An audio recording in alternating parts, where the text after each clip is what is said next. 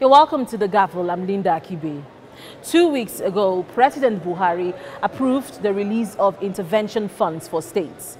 Now, the bailout is part of a package which is expected to end the plight of workers in states who have been owed several months' salaries by state governments. Now, as state workers heaved a sigh of relief over the announcement, a federal lawmaker in the House of Representatives is suing President Buhari over this action. Let's find out why.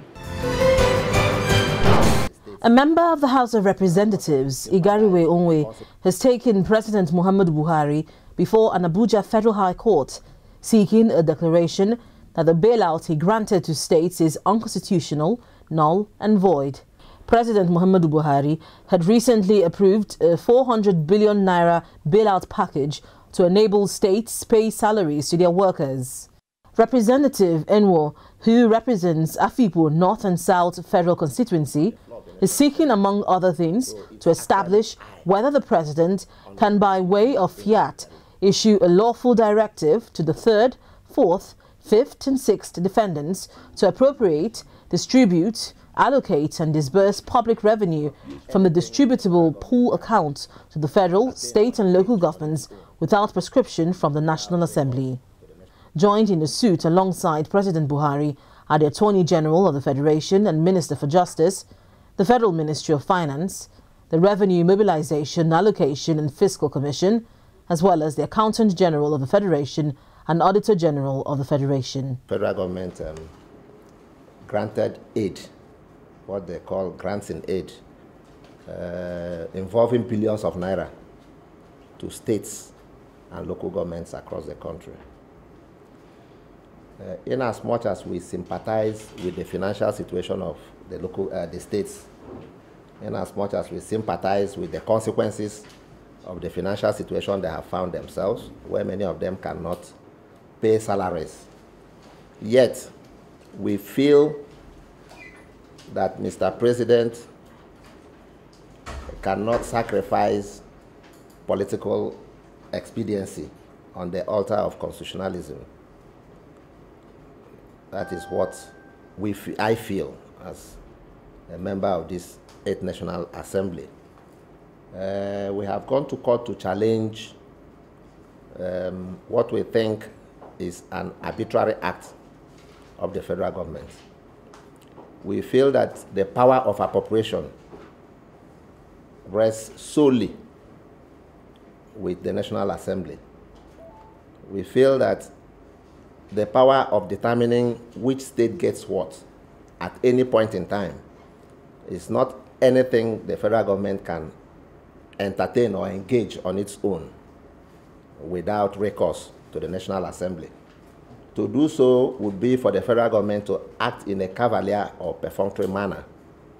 And I believe that is not what the drafters of our Constitution intended. But a member of the House of Representatives, Philip Schreiber, disagrees, saying President Muhammadu Buhari has the power of appropriation for the bailout he granted to states to settle the backlog of unpaid salaries to civil servants. I think the young man should commend the president, because in the past, funds like that are not declared publicly and they don't go through federation account. We have a lot of funds now that we are not aware that is supposed to go through federation account. This one is one of them. Money from federation account should be a mark for capital projects.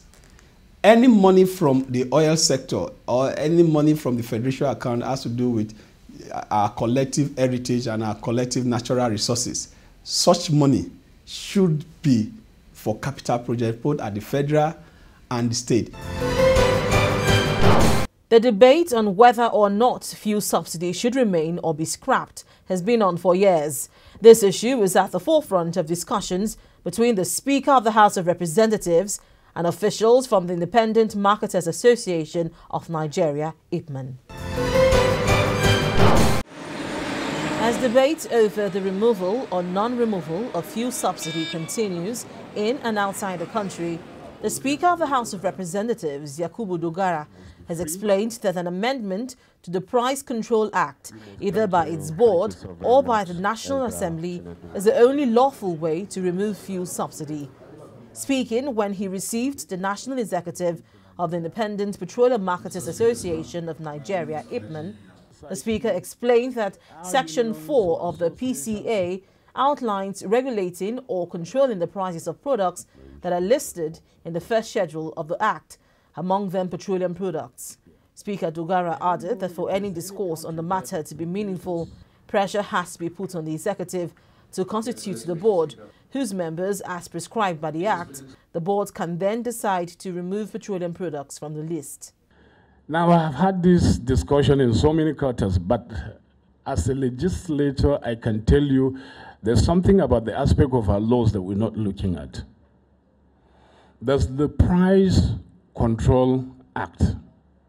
And if you look at the Price Control Act, Section 4 of it, talk about regulating or controlling the prices of products that are listed in the first schedule to that act. Now, one of the products listed in the first schedule is petroleum products. So by law in this country, we must control the prices of petroleum products. Now, but the law, as passed by Parliament, gave a window and squarely vested the responsibility of adding up items on the schedule or removing items on the schedule on the Price Control Board.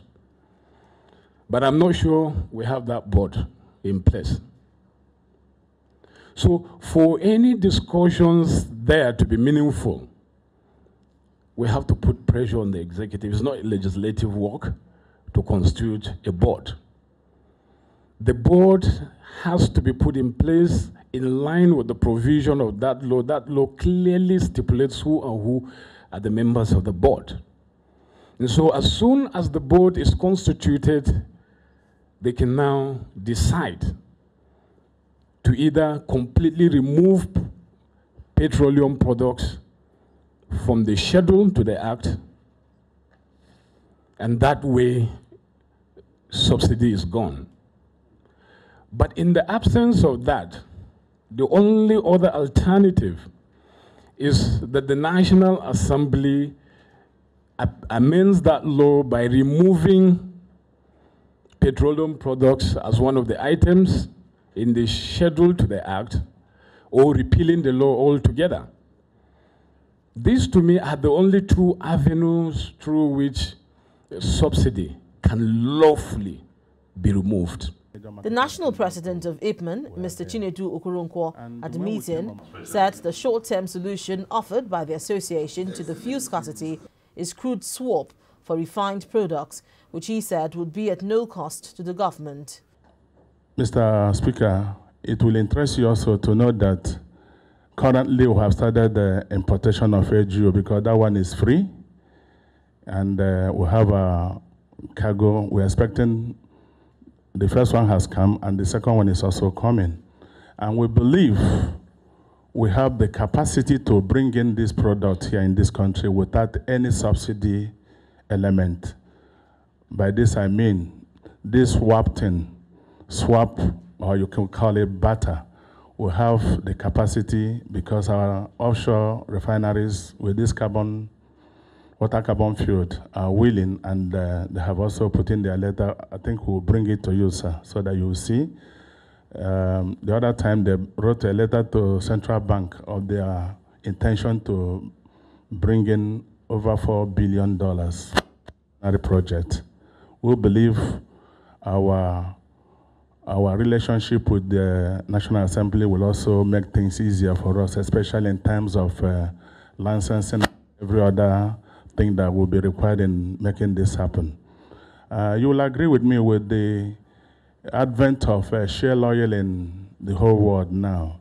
And we believe with your backing and your assistance, we will go a long way, especially as a short-term measure. We intend to be bringing this product without any cost to the government. The IPAM president also disclosed that the association is partnering with a Peruvian firm, Water Carbon Field Energy, for the construction of 2 refineries in Bayelsa and Kogi states, with a capacity to produce 400,000 barrels per day.